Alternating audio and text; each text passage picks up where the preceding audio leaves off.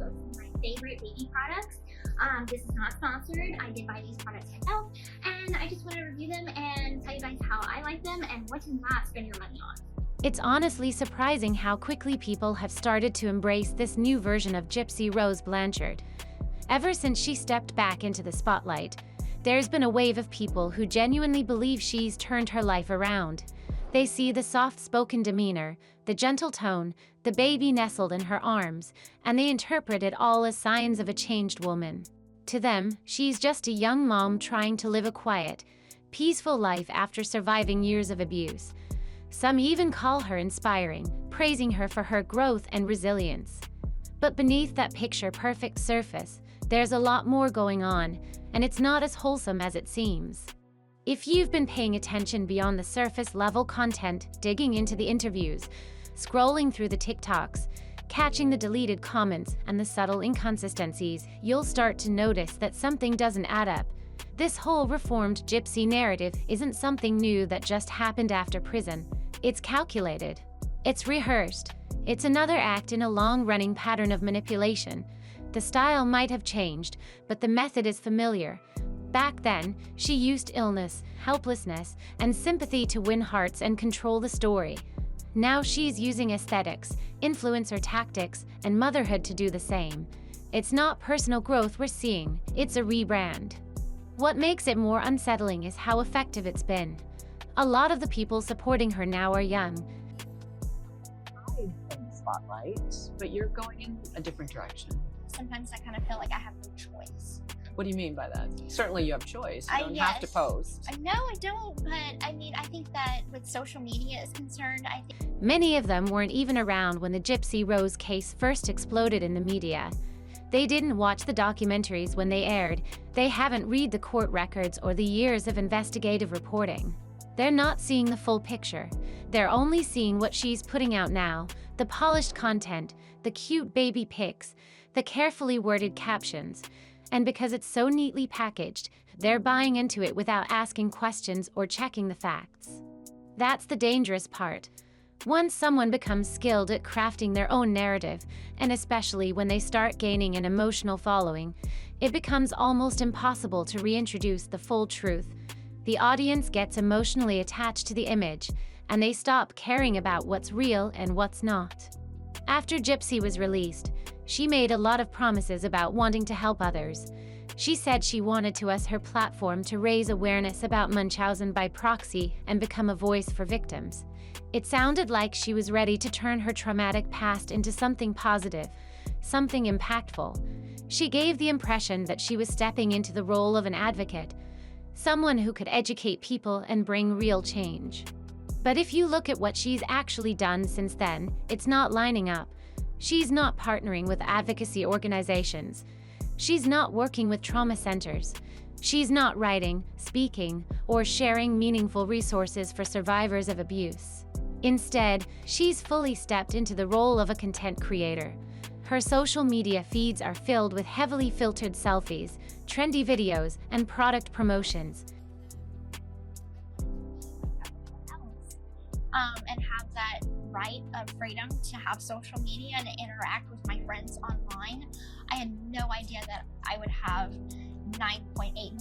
The captions are polished, the posts are coordinated, and everything is carefully curated to maintain a specific image. And let's talk about the numbers. She's not just casually posting here and there, she's dominating social media. Her TikTok content alone has pulled in nearly 1 billion views in just 1 year. That kind of reach takes serious planning.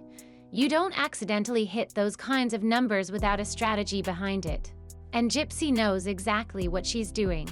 She even posted her analytics, proudly sharing a screenshot of her engagement and thanking her followers, not with a humble or reflective message, but with the phrase, "Thank you to all the Gypsy stans." That one-word stan says so much. It's not just a cute nickname. It's a reference to obsessive fan culture, the kind of fan who defends their favorite no matter what they've done. It's a type of loyalty that isn't based on facts or accountability. It's based on emotion, image, and blind devotion. And that's exactly what she's tapping into.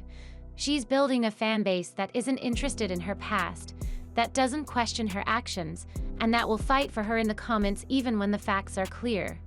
The comment sections on her posts are full of people calling her a good mother, saying how proud they are of her, claiming nothing could ever make them dislike her. And the unsettling part is that many of these people do know her history. It's public knowledge that she played a key role in the murder of her mother. She didn't just witness it, she was actively involved in the planning and manipulation. All of this attention, I'm typically a shy kind of person in a social setting, so I'm just trying to take it one day at a time.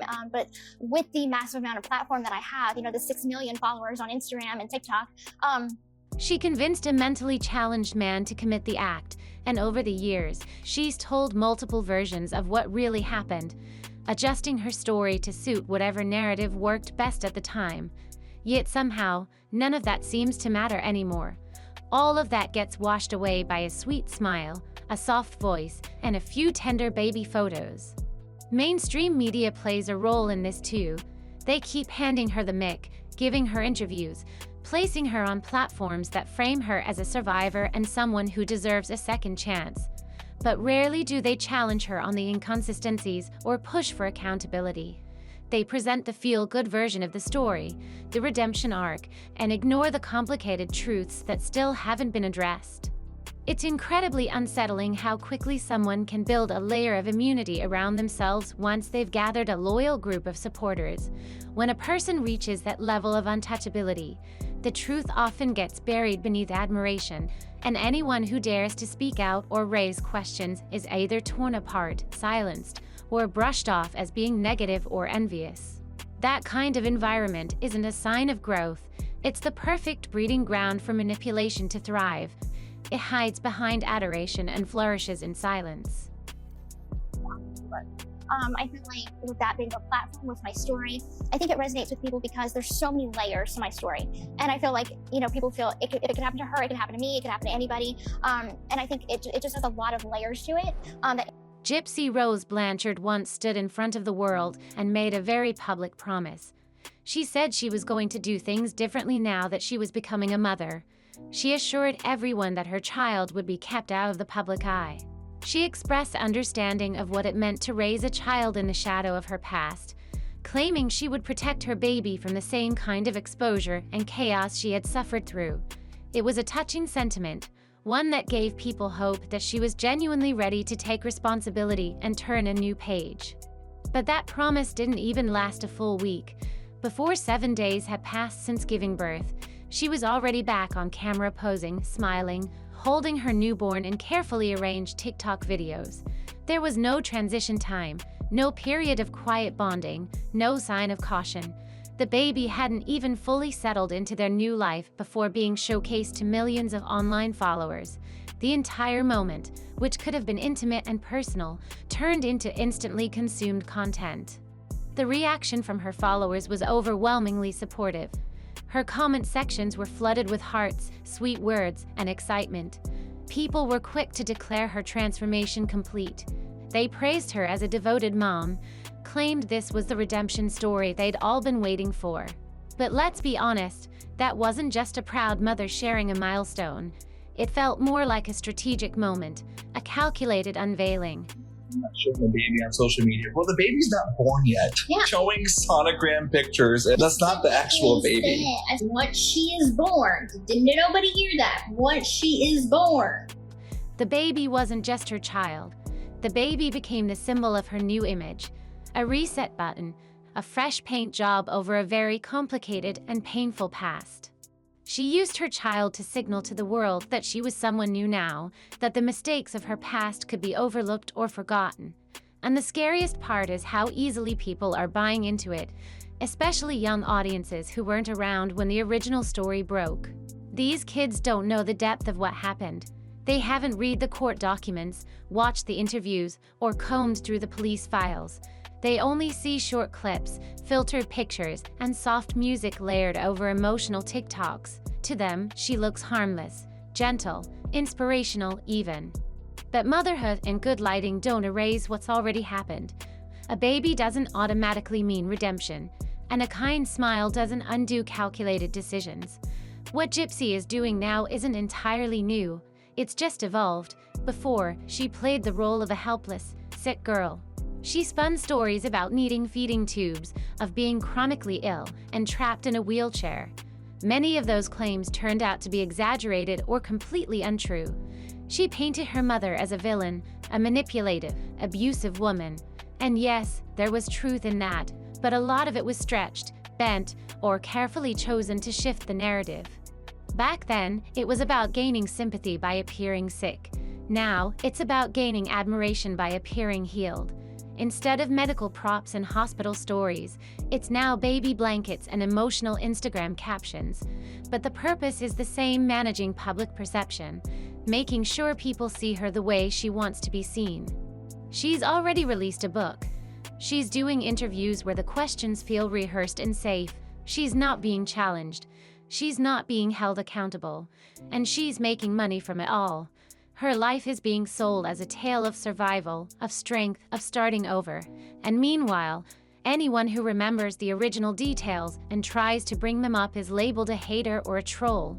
Not posting on social media, sharing pictures that, we're proud of our baby girl. What the fuck is so wrong with that? Talk shit. It's crazy.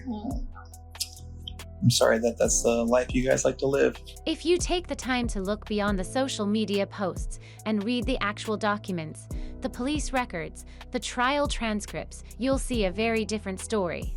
The truth is, Gypsy wasn't just reacting out of desperation. She made decisions with intent. She manipulated someone who is mentally vulnerable.